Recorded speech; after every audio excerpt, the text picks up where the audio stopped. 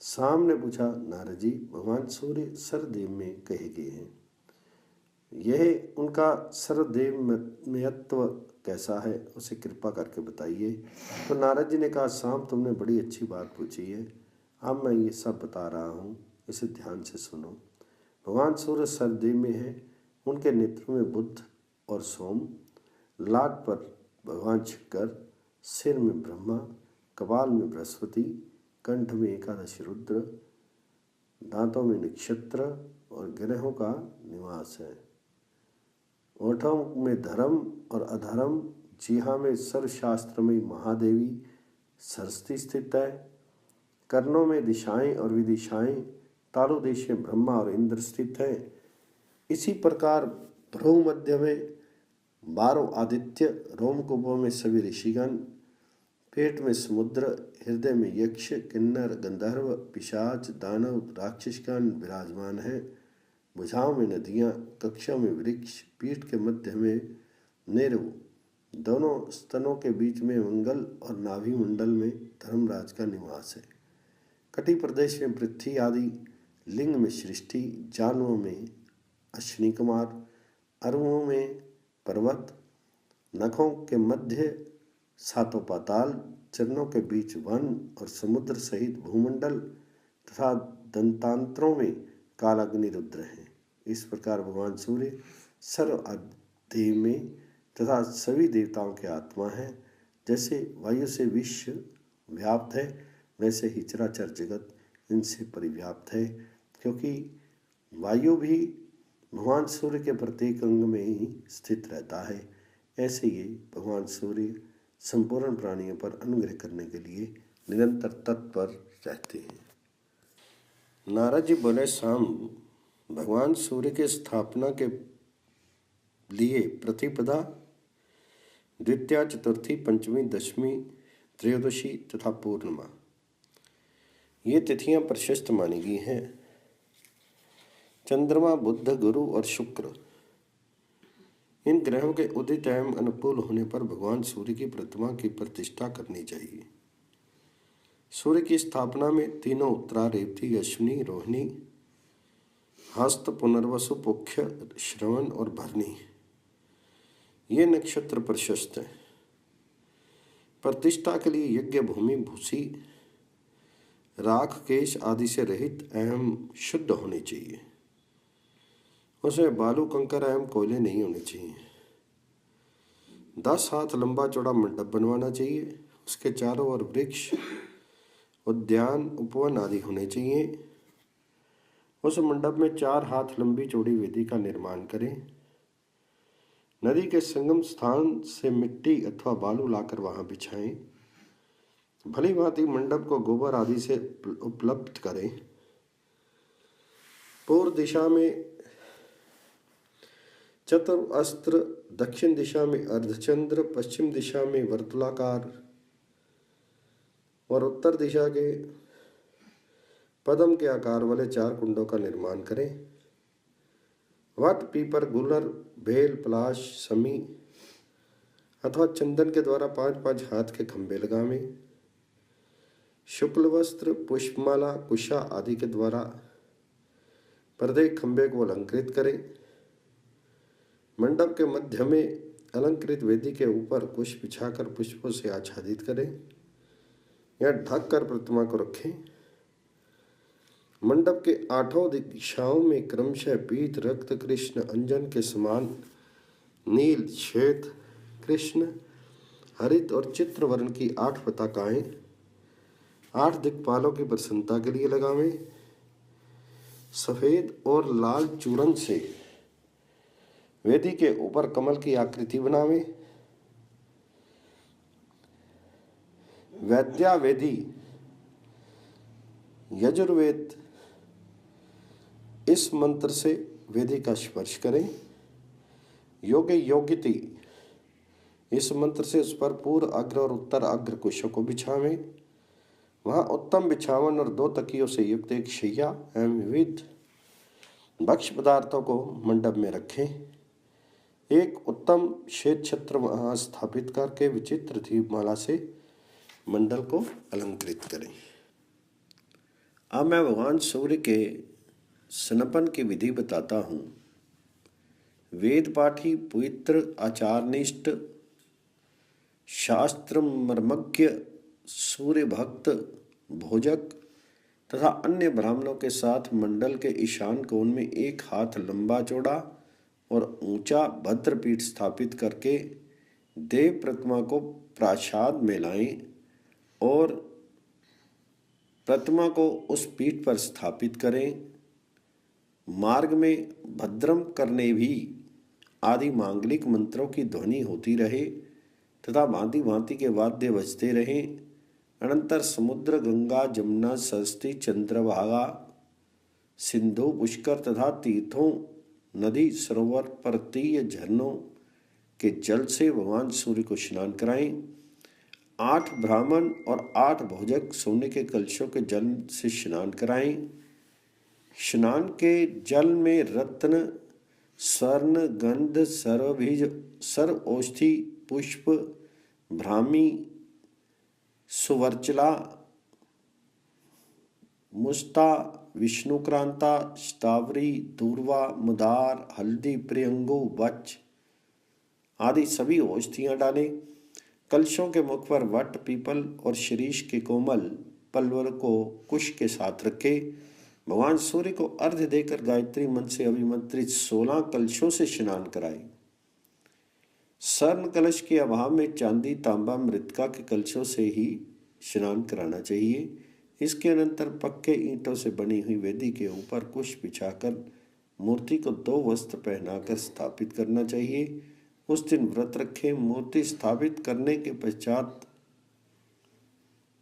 निम्न मंत्रों से प्रतिमा का अभिषेक करें कि हे देव श्रेष्ठ, ब्रह्मा, विष्णु, शिव आदि देवगण आकाश गंगा से परिपूर्ण जल द्वारा आपका अभिषेक करें।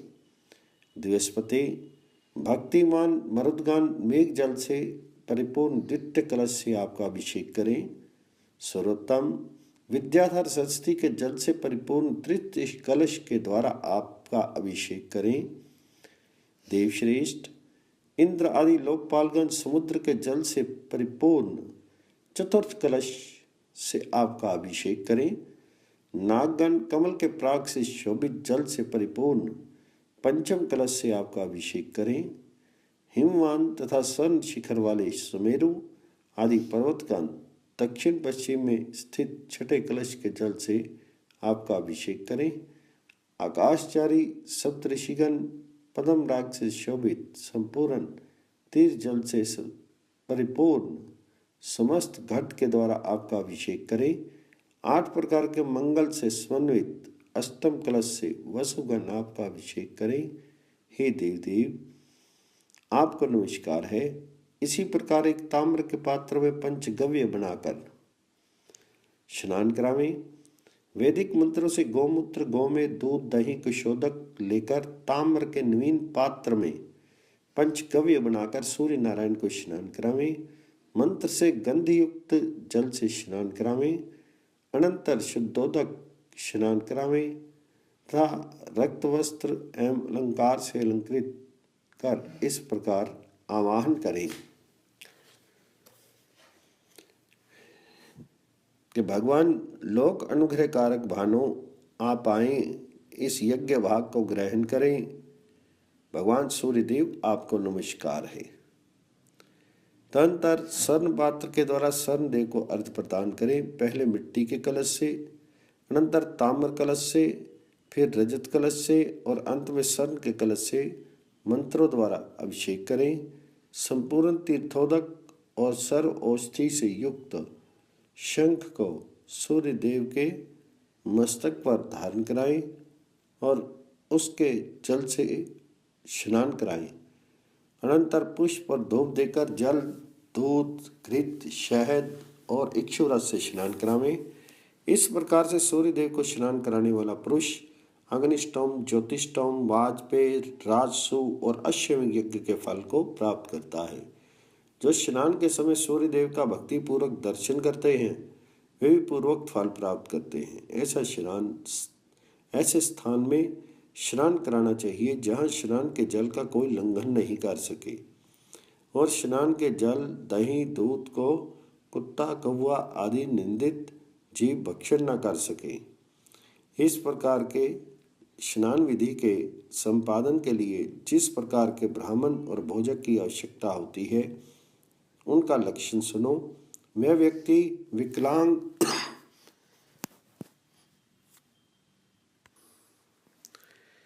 अर्थात न्यून अधिक अंग वाला ना हो, वेद आदि शास्त्रों का ज्ञाता, सुंदर, कुलीन और आर्यव्रत देश में उत्पन्न हो, गुरु भक्त, जितेंद्रिय, तत्ववेता और सूर्य संबंधी शास्त्रों का ज्ञाता हो, ऐसे श्रेष्ठ ब्राह्मण से स्नान और प्रतिष्ठा करानी चाहिए। नारद जी बोले, साम, अब मैं अधिवासन विधि कहता हूँ। पवित्र भूमि को लीपकर 5 रंगों से चतुर अस्त्र सुंदर मंडल की रचना करें। पताका, ध्वज, तोरण, छत्र, पुष्पमाला आदि से उसे अलंकृत करके मंडल में कुशा बिछाएं और सूर्य देव की मूर्ति स्थापित करें। भगवान सूर्य का आवाहन कर उन्हें अर्घ्य दें। मधुपर्क तथा वस्त्र, यज्ञोपवीत आदि से पूजन करें और अव्यंग अर्पण करें। जिस प्रकार देवताओं को पवित्रक अर्पण किया जाता है, वैसे ही प्रति वर्ष श्रावण मास में नवीन अव्यंग की रचना करके सूर्य नारायण को समर्पित करना चाहिए। इनका ये पवित्रक है। नवीन अव्यंग के समर्पण के समय ब्राह्मणों को भोजन कराएं। भगवान की प्रतिमा को सुगंधित द्रव्य से प्लवित कर पुष्पमाला चढ़ाएं तथा धूप आदि दिखावें। नमः शंभवाय। यजुर्वेद 16/41। इस मंत्र से भगवान जी की प्रतिमा को शैया के ऊपर शयन कराएं। संपूर्ण कामनाओं की पूर्ति के लिए इस प्रकार 5 दिन, 3 दिन अथवा एक ही रात्रि प्रतिमा का अधिवासन करें। देवालय के ईशान कोण में उत्तम स्थान के मध्य में कुशा बिछाकर वहां शुक्ल वस्त्रों से सज्जित शैया रखें। शैया का सिराना पूर्व अभिमुख रखा जाए। उसी शैया पर भगवान सूर्य की प्रतिमा को शयन करावें। उनके दाहिने भाग में निशुभा, वाम भाग में राज्ञी और चरणों के समीप दंडनायक तथा पिंगल को स्थापित करें। उस रात्रि में सूर्य नारायण के समीप जागरण करें। वंदी चारण से स्तुति, नृत्य, गीत आदि उत्सव करावें। प्रभात होते ही ऋग्वेद के विधान से प्रतिमा का उद्बोधन करें और षष्ठी वाचन पूर्वक भगवान जी की पूजा करके ब्राह्मण तथा भोजकों को हविष्यन्न भोजन करावें तथा उन्हें दक्षिणा देकर प्रसन्न करें। अनंतर मंदिर के गर्भगृह में पिंडिका के ऊपर 7 अश्वों से युक्त स्वर्ण का रथ स्थापित कर सूर्य नारायण को अर्घ्य देकर मंगल वाद्यों के साथ जल धारा गिरावें। फिर उत्तम मुहूर्त और फिर लगन में प्रतिमा की स्थापना करें। प्रतिमा का मुख नीचे ऊपर या अगल बगल तिरछा नहीं हो, वरना सीधा और सम रहे। भगवान सूर्य की प्रतिमा के दक्षिण भाग में तथा वाम भाग में क्रमशः निशुभा और राज्ञी की प्रतिमा स्थापित करें। अनंतर मोदक, शुष्कुली, पायस, कृषर आदि से इंद्र आदि 10 दिक्पालों का आवाहन तथा पूजन करके उन्हें बलि समर्पित करें। इसके अनंतर स्तुतियों तथा विविध उपचारों से सूर्य देव का पूजन करके ब्राह्मणों और भोजकों को भोजन करावें और उन्हें दक्षिणा दें। इस प्रकार भक्तों द्वारा भक्ति पूर्वक प्रतिमा की स्थापना किए जाने पर वह उनकी सभी प्रकार कल्याण, मंगल और सुख समृद्धि की वृद्धि करती है और उसमें भगवान सूर्य का नित्य सानिध्य रहता है। सूर्य की स्थापना करने वाला व्यक्ति मोक्ष प्राप्त करता है और उसे 7 जन्मों तक आदि व्याधियां भी नहीं सताती। 3 दिनों तक प्रतिष्ठा के उत्सव में सम्मिलित रहने वाला व्यक्ति सूर्य लोक को जाता है।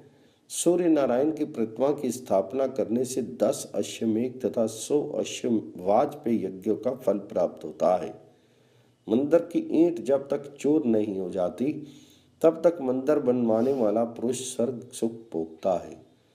सूर्य मंदिर के जीर्णोद्धार करने का पुण्य इससे भी अधिक है। जो पुरुष मंदिर का निर्माण कराकर प्राणियों की सृष्टि, स्थिति एवं प्रलय के हेतुभूत सर्वश्रेष्ठ भगवान सूर्य की प्रतिमा स्थापित करता है। वे संसार के सब सुखों को भोगकर 100 कल्पों तक सूर्य लोक में निवास करता है।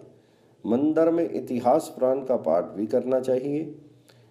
इसी प्रकार अन्य देवताओं को प्रतिमाओं का भी शय्या अधिवास तथा उद्बोधन करें तथा शुभ मुहूर्त में उन प्रतिमाओं को यथास्थान पिंडिका पर स्थापित कर पूजन करें।